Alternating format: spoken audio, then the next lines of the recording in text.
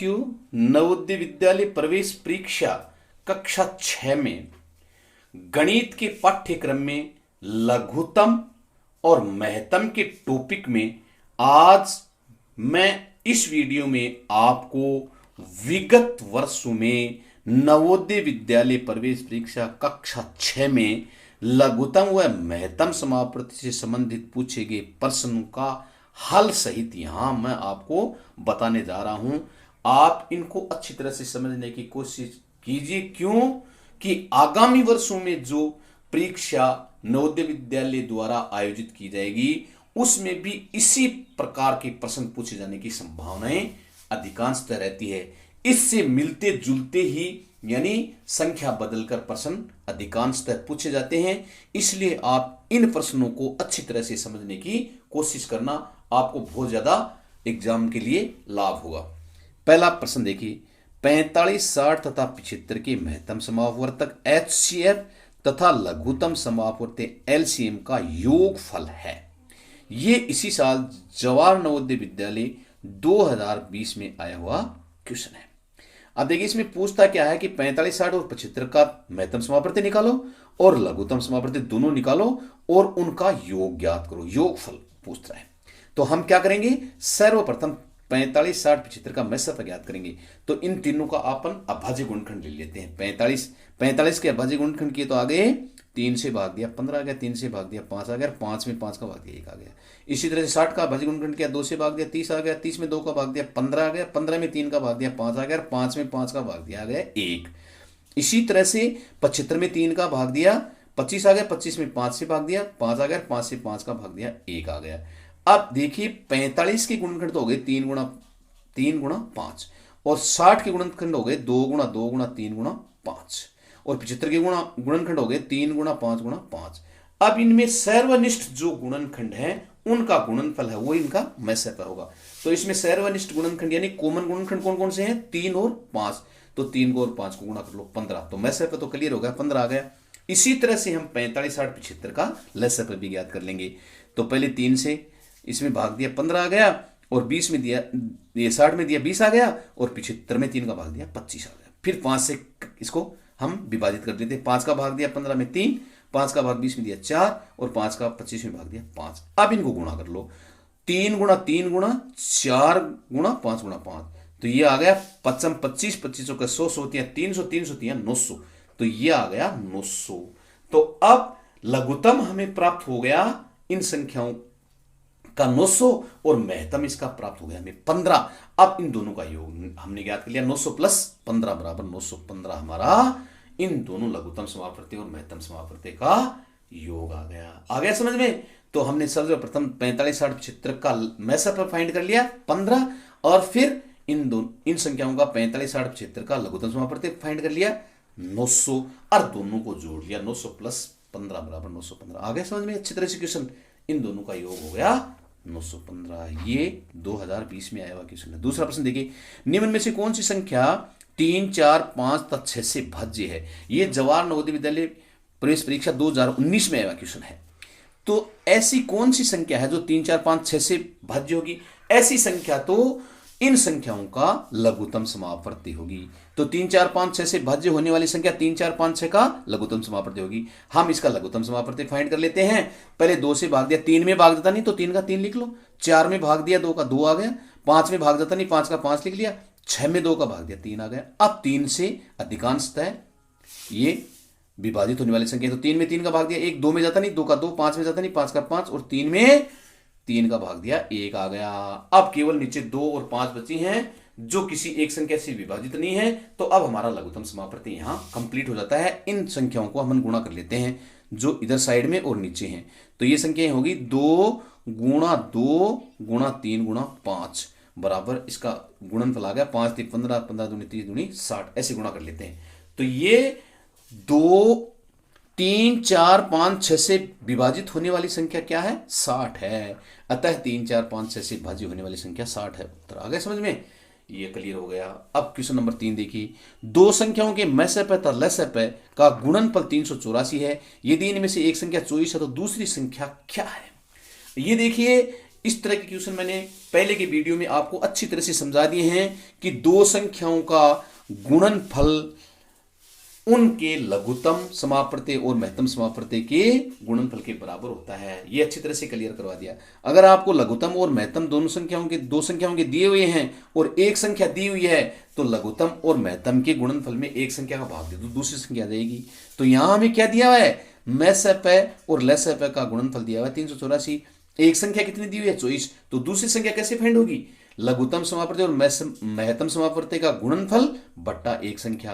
तो हम 384 में 24 का भाग दे देंगे और 384 में 24 का भाग दिया तो 24 को 24 और 24 है 144, 16 आ गया। अतः दूसरी संख्या 16 होगी। आया समझ में। ये जवाहर नवोदय विद्यालय प्रवेश परीक्षा 2018 में आया हुआ क्वेश्चन है। अगला क्वेश्चन देखिए, उस लंबी से लंबी टेप की लंबाई कितनी होगी जिसमें 1 मीटर 75 सेंटीमीटर, 4 मीटर 50 सेंटीमीटर और 6 मीटर 50 सेंटीमीटर पूरा पूरा मापा जा सके। ये जवाहर नवोदय विद्यालय प्रवेश परीक्षा 2018 में आया हुआ क्वेश्चन है। अब देखिए, ऐसा क्वेश्चन लंबी से लंबी, बड़ी से बड़ी, अधिक से अधिक, ऐसा क्वेश्चन होता है वो आपको समझ लेना चाहिए कि वो महत्तम समापवर्ती से संबंधित क्वेश्चन होता है। और लंबी से लंबी टेप की लंबाई ज्ञात करने के लिए सर्वप्रथम हमें इस क्वेश्चन में उत्तर भी, मतलब जो 4 ऑप्शन दिए हैं वो सेंटीमीटर में दिए हुए हैं। अतः है हमें जो मीटर और सेंटीमीटर में माप दिया हुआ है इसको सेंटीमीटर में बदल लेना चाहिए। 1 मीटर 75 सेंटीमीटर के सेंटीमीटर हो गए 175, 4 मीटर 50 सेंटीमीटर के सेंटीमीटर हो गए 450 सेंटीमीटर और 6 मीटर 50 सेंटीमीटर के सेंटीमीटर हो गए 650 सेंटीमीटर। अब जो सेंटीमीटर हैं उनका मैसप फाइंड कर लो। तो पहले दो बड़ी संख्याओं को आपस में हम भाग देकर उनका मैसप फाइंड करते हैं। जैसे 650 में 450 का भाग दिया, एक बार गया, फिर शेष बच गया 200, फिर 200 को भाग 450 में देंगे तो कितना आ गया 2 बार, और फिर 50 क्या रह गया, शेष रह गया। अब 50 का भाग हम 200 में देंगे जो पिछला भाजक है उसमें, तो पूरा पूरा चला गया 4 बार और अंत में जो भाजक था वो 50 था। अब जो तीसरी संख्या बची है उसमें 50 का भाग देकर देखें, लास्ट में जो भाजक होगा वही हमारा मैसप होगा। अब देखिए 175 में हम 50 का भाग देंगे तो 50 का भाग दिया 50 150, कितना शेष बचा 25। अब 25 का भाग 50 में देंगे और पूरा पूरा चला गया 25 दूनी 50। तो लास्ट का जो भाजक है वही हमारा मैसप होगा और लास्ट का भाजक हमारा कितना है 25 है। तो यहां अंतिम भाजक 25 है, अतः मैसप बराबर 25। तो अतः है लंबी से लंबी टेप की लंबाई 25 सेंटीमीटर होगी जो कि इन मापों को पूरा पूरा माप सके। जो ये माप 1 metre 75 centimetre, 4 metre 50 centimetre, 6 metre 50 centimetre, जो 3 नाप हैं इनको पूरा पूरा 25 सेंटीमीटर नापेगा। तो वह लंबी से लंबी टेप की लंबाई 25 सेंटीमीटर होगी जो कि मैसप के द्वारा प्राप्त की जाएगी। आ गया समझ में। अगला क्वेश्चन देखिए, 5वां क्वेश्चन है, संख्याओं 14 और 28 का महत्तम समापवर्तक 14 है, इनका लघुत्तम समापवर्तक क्या होगा। अगर हमें दो संख्याएं दी हुई हैं और उनका मैसप दिया हुआ है तो दोनों संख्याओं के गुणनफल में मैसप का भाग देने पर लसप प्राप्त हो जाता है। तो हमें यहां क्या दिया, ये जवाहर नवोदय विद्यालय प्रवेश परीक्षा 2018 में आया हुआ क्वेश्चन है। दो संख्याएं, एक 14 एक 28, मैसप 14, तो लसप कैसे फाइंड करेंगे, दोनों संख्याओं के गुणनफल में मैसप का भाग दे देंगे। तो दोनों संख्याओं का गुणनफल, एक संख्या 14 दूसरी संख्या 28, 14 गुणा 28 हो गया और यहां लसप का भाग दे दिया जो मैसप का भाग दे दिया जो कि कितना है 14 है। 14 को 14 से कैंसिल कर दिया, 28 आ गया। तो हमारा लसप कितना प्राप्त हुआ 28 उत्तर। आगे ये तो बहुत इजी सरल क्वेश्चन था।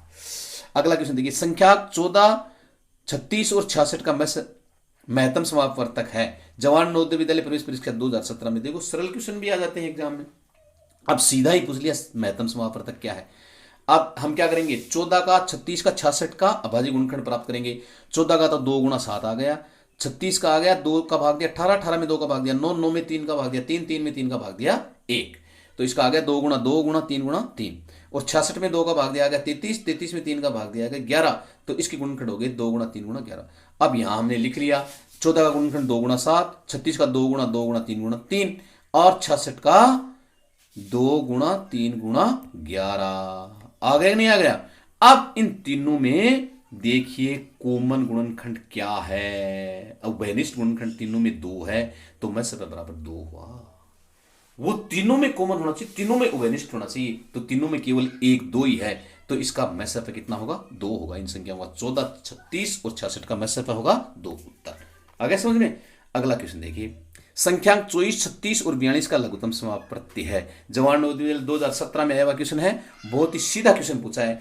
तो 24 36 और 42 के लघुत्तम हमें फाइंड करने हैं। 2 से काटा 24 को 12, 36 में भाग दिया 2 का 18, 42 में भाग दिया 2 का 21, फिर 2 का भाग 12 में दिया 6, 18 में दिया 9 और 21 में जाता नहीं तो 21 को 21 लिख लिया। फिर 3 से इसका डिवाइड करेंगे, 6 को 3 से किया 2, 9 को किया 3 और 21 को किया 3 को 21 को 3 से किया 7। अब ये कंप्लीट हो गया। तो अब क्या आ गया? 2 गुणा 2 गुणा 2 गुणा 3 गुणा 3 गुणा 7 और इन सबको गुणा किया तो 504 आ गया। तो इन संख्या को लघुत्तम समापत्ति क्या हुआ? 504 हो गया। ये सीधा क्वेश्चन था। अगला क्वेश्चन देखिए, 128 288 तथा 160 का मैसप क्या है? ये जवाहर नवोदय विद्यालय 2016 में आया क्वेश्चन, सीधा क्वेश्चन पूछा है। यहां हम इनका मैसप निकालना है तो इन तीनों के अभाज्य गुणनखंड ज्ञात करके और उभयनिष्ठ गुणनखंड फाइंड कर लेंगे। अब 128 को देखिए, 2 से हमने भाग दिया 64, 64 में 2 का भाग दिया 32, 32 में 2 का भाग दिया 16, 16 में 2 का भाग दिया 8, 8 में 2 का भाग दिया 4, 4 में 2 का भाग दिया 2।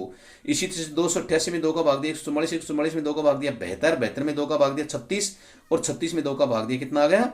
18, 18 में 3 का भाग दिया 3 और 3 में 3 का भाग दिया 1। इसी तरह से 160 में 2 का भाग दिया कितना आ गया? 80, 80 में 2 का भाग दिया 40, 40 में 2 का भाग दिया कितना आ गया? 20, 20 में 2 का भाग दिया 10 और 10 में 2 का भाग दिया 5 और 5 में 5 का भाग दिया 1। अब 128 के देखिए, यहां 1 2 3 4 5 6 7, ये जो 7 है वो 2 आ गए तो हमने लिख दिया। और 288 के 2 तो ये 5 तो 2 आ गए और 2 3 आ गए। और 160 के ये 5 तो आगे 2 और 1 आ गए 5। अब इनमें हम देखते हैं कि उभयनिष्ठ गुणनखंड मैसप फाइंड करने के लिए कौन कौन है। तो यहां पर ये 2 ये 2 ये 2 ये 2 ये 2, इसका मतलब 5 दुए हैं, वो इसमें उभयनिष्ठ गुणनखंड है। इनको आपस में गुणा कर लेते हैं। 2 दूनी 4, 4 दूनी 8, 8 दूनी 16, 16 दूनी 32 इसका मैसप हो गया।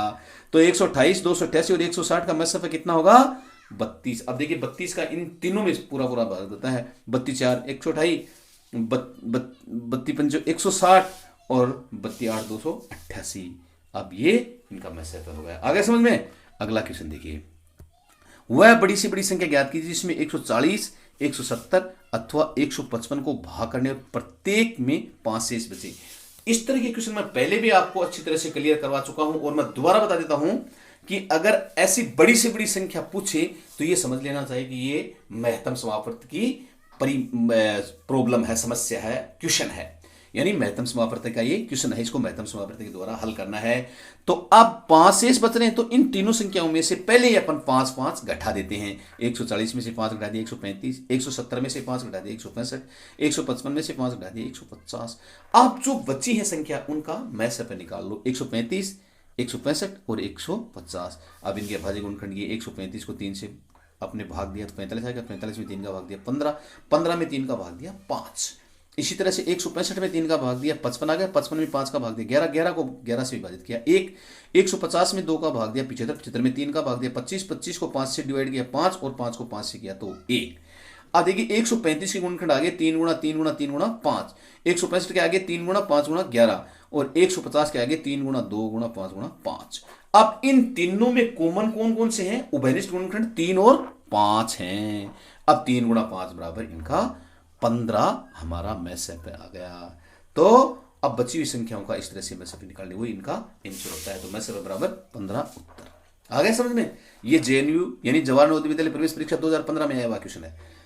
क्वेश्चन नंबर 10, वह छोटी से छोटी संख्या जिसको 10 15 24 अथवा 30 से भाग देने पर शून्य शेष बचे। तो ये तो छोटी से छोटी संख्या शून्य शेष बचे, ये तो लघुत्तम समापत्ति का ऐसा क्वेश्चन है। वो समझना चाहिए पहले कि ये प्रश्न है किस चीज का। ये लघुत्तम समापत्ति से संबंधित क्वेश्चन है। इन संख्याओं का लघुत्तम समापत्ति हमें निकालना है छोटी से छोटी संख्या ज्ञात करने के लिए। तो इन संख्याओं का लसप होगा 10 15 24 30 का पहले 2 से डिवाइड किया 5, 15 का भाग 2 में जाता नहीं, 24 में दिया 12, 30 में दिया 2 का 15, फिर 3 से डिवाइड किया 5 में जाता नहीं, 5 का 5 आ गया, 15 में दिया 5 आ गया, 12 में दिया 4 आ गया, 15 में दिया 5 आ गया। अब 5 से डिवाइड करेंगे तो 1 1 4 1 आ जाएगा। तो इन बचे हुए को गुणा कर लेंगे, गुणनखंड को 2 गुणा 3 गुणा 4 गुणा 5, 5 और 20 बीते 60, 60 दूनी 120। तो वह छोटी से छोटी संख्या जिसमें 10 15 24 30 का पूरा पूरा भाग जाता है और शून्य शेष बचता वो 120 होगी उत्तर। तो मैं उम्मीद करता हूं कि गत वर्ष में नवोदय विद्यालय प्रवेश परीक्षा कक्षा 6 में पूछे गए प्रश्न जितने मैंने आपको यहां इस वीडियो में क्लियर करवाए वो अच्छी तरह से समझ में आ गए होंगे, क्लियर हो गए होंगे, ये मैं आपसे उम्मीद करता हूं। अब मैं कुछ विगत वर्षों में पूछे गए प्रश्नों को मैं आपको अभ्यास के लिए दे रहा हूं और इनके कमेंट बॉक्स में आप उत्तर अवश्य लिखें ताकि पता चले कि आपके कितना समझ में आया है, आपका कितना आंसर सही हुआ या नहीं हुआ या सारे सही हुए। ये आप कमेंट बॉक्स में अपनी उत्तर की जांच के लिए उनका कमेंट बॉक्स में अवश्य उत्तर लिखें। अभ्यास के लिए जो प्रश्न दे रहा हूं मैं वो देखिए पहले। यदि दो सहभाज्य संख्याओं का गुणनफल 117 है तो उनका लसाअ पर क्या होगा। अगर दो सहभाज्य संख्याएं हैं और उनका गुणनफल 117 है तो उनका मसाअ आपको पता होना चाहिए 1 होता है। तो अब लघुत्तम समापवर्ती कितना होगा अब आप समझ जाएंगे इस तरह से। ये जवाहर नवोदय विद्यालय 2016 में आया हुआ क्वेश्चन है। वह बड़ी से बड़ी संख्या जिससे यदि 280 और 1245 को भाग दिया जाए तो शेष फल क्रमशः 4 और 3 प्राप्त होंगे। अब बड़ी से बड़ी संख्या पूछ रहा है, इसका मतलब ये मसाअ से संबंधित प्रश्न है। और हम क्या करेंगे 280 में से तो 4 और 1245 में से पहले 3 घटाकर जो शेष संख्या बचेगी उनका मसाअ निकालकर इसका उत्तर फाइंड कर लेंगे। ये जवाहर नवोदय विद्यालय 2014 में आया हुआ क्वेश्चन है, अच्छा क्वेश्चन है। 3 घंटियां क्रमशः 12, 15 और 18 मिनट के अंतराल में बजती हैं।